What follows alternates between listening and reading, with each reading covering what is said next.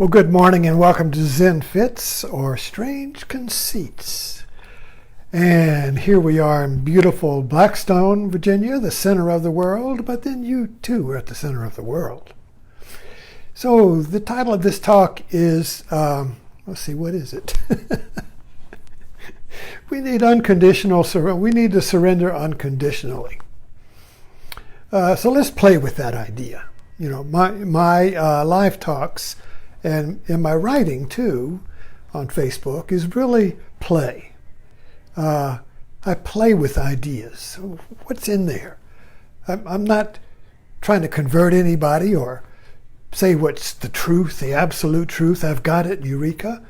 I play with an idea, and I invite you to play with me. So for me, Facebook is a sandbox, you know, where we play with ideas. Seriously. Serious play. Let's put it that way. So the idea that I'm playing with today is unconditional surrender. And I watched a lot of World War II documentaries, and the World War II in Europe with the Nazis was because of the resistance of unconditional surrender of World War I. You see, the World War I ended with the unconditional surrender of Germany, but the Germans didn't surrender. There was deep resentment that they had lost the war because of politicians and the Jews. And so that was really the seed idea that gave birth to Hitler and Nazism, was the refusal to surrender. And the same thing happened with Japan. We know Okinawa, the last island invasion before Japan, killed more American soldiers than in Europe. It was a terrible battle, more than D-Day. You know, it was bigger than D-Day, but it's not published much, not recognized. But the tenacity of the Japanese, who would not surrender, scared the bejeebies out of American generals, because if you invaded Japan with that attitude, you would have to kill everybody on the island. Nobody would surrender. It would take 1 million lives. So that's why they dropped the bomb. But anyway, I digress. The point is that both with Japan and Germany, there was unconditional surrender because nobody was left. I mean, there was no option.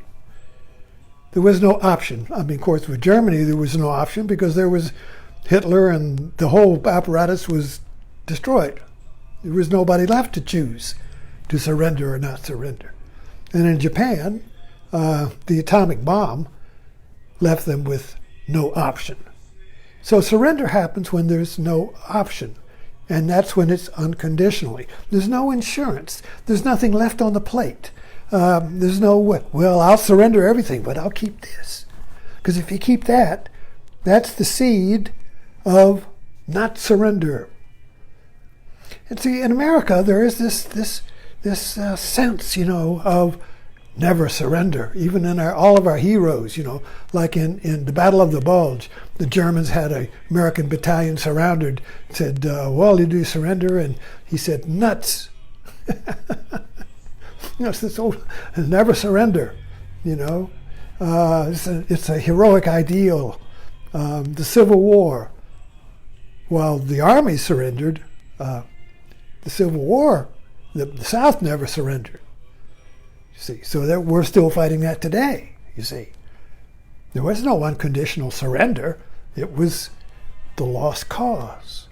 So anyway, you can see how the need for unconditional surrender and our resistance to it is a formula that drives history and recreates history over and over until there is unconditional surrender. And then the karma stops. The karma truck stops when there is unconditional surrender. There's nothing left, you see. There's no resistance left, you see. So everything kind of like wants to drive towards that unconditional. Do you surrender yet? No. All right. Now? No. How about now? No. So this is kind of like a virtue and a vice. You know, it's ambiguous. You know, this idea of unconditional surrender. Now, death is unconditional surrender. I mean, we all die. There's no way to get out of it. There's no option. You know, death wins. You know, that's in the end. There's going to be unconditional surrender to death. I keep seeing a flash of light in my glasses. I can't get away from it. Hold my head up like that. So anyway, we're playing with this idea of unconditional. Death demands unconditional surrender. We just finally, all in the movies, you know, with the dying, it's kind of like, oh, I don't want to hold on, and finally, I let go. I let go. I let go of the struggle. It's the peace of letting go. Unconditional. Religion is all about that. Unconditional surrender to God.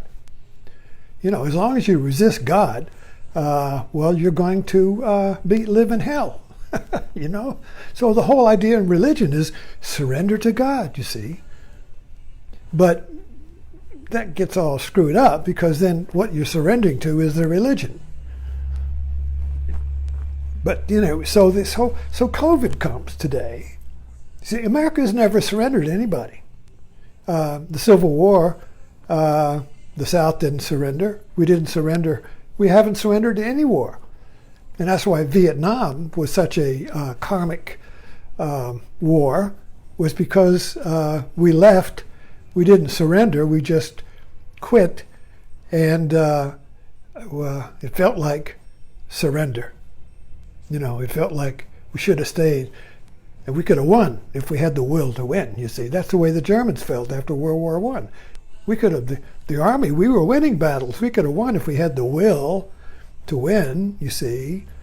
And so Vietnam was like that. We could have won if we had the will to win, and these politicians didn't mess around with it, you know, and capitulate and surrender, you see. So this whole idea of not surrendering runs through our fabric. It's a great thing, and it's a bad thing. So when it comes to COVID, there is this faction of saying, well, I won't surrender and give in to COVID, you see, and wear a mask. That's like surrendering. I won't resist or surrender, you see. So it becomes Star Wars. It becomes a movie. It becomes juvenile. It becomes juvenile. I won't give in and eat my broccoli. You can't make me eat my broccoli. You see, you can't make me wear a mask. You see, so it's this juvenile surrender. That is a great. It's a great virtue. It's a great Western ideal. It's a Greek idea, basically. To challenge God and not surrender. Prometheus steals the fire from the gods, even though he knows he's going to be punished, you see.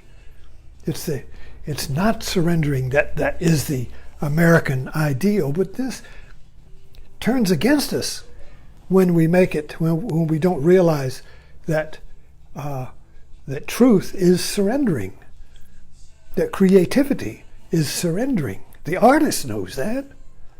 I know that. You know that. When there is a block, when you can't figure out how to do something, when you don't know which way to go, and every which way is the wrong way, you surrender. You give up. You go play golf. You got this thing. I got to figure what to do. You ask her. Nobody knows. What should I do? You just surrender. Oh, you give up. You do something else. And suddenly, boom, oh, I know what to do. The creative idea happens out of surrender.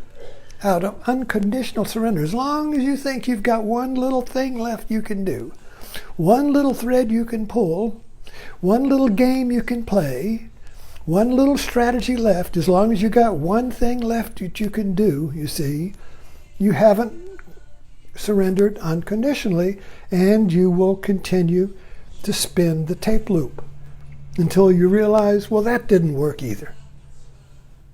There is no option. When there's no option, no exit, no hope, then surrender happens. So you can't really choose to surrender in order to get the creative idea. Artists know that. You can't choose to not know. You can't choose to surrender so you get the aha, I know what to do. There has to be no option. No option, no choice left. No choice but to surrender. You see? So when there's no choice left to surrender, what happens? There's emptiness. The cup is empty, and suddenly it's full of a new idea. It's full of, I know. So the cup has to be emptied before you know what to do. You must surrender totally before you know who you are. And knowing what to do is who you are, you see. So it's all, it's almost like life will force us to the moment where we have no choice but to surrender unconditionally, and then we discover life. You see, so COVID seems to be working like that. It seems to be pushing America into a point of surrender to the laws of COVID. It's like a person gets diabetes, and they don't want to eat the diabetic laws. They don't want to eat like diabetes says to eat, so they don't surrender. And so they sweat and they have sugar attacks.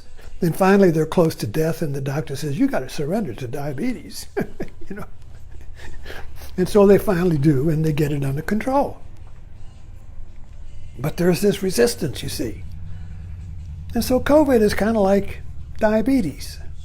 In other words, it has its laws. We know what to do in order to control COVID, and that's starve it to death. Because COVID eats us. So if you deny COVID us, you starve it to death. And it begins to contract, you see, into a very small, controllable amount. But as long as you feed it with, I don't want to surrender, it keeps expanding. Just like Hitler, just like Tojo, you see. So we can really see a great cosmic truth working out in America, because the Republican Party has been basically a no-surrender party.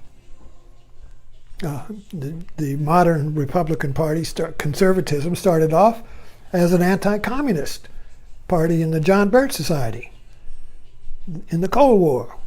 And communism was the evil, never surrender. McCarthyism and all of that, you see. The Cold War was a fight. It was a cosmic fight to death. We will never surrender to evil. That whole idea there. And then it got morphed into our cultural civil war. So I will never surrender to the liberals. I will never surrender to Obama, you see. And now it's become absurd. I will not wear a mask. I will not surrender to science. You see, it's juvenile. It's kids in the back seat of the car. And it's obvious to us all. We have to grow up. We have to grow up. There's the divinity in surrender when you see there's no option. Thanks for dropping in.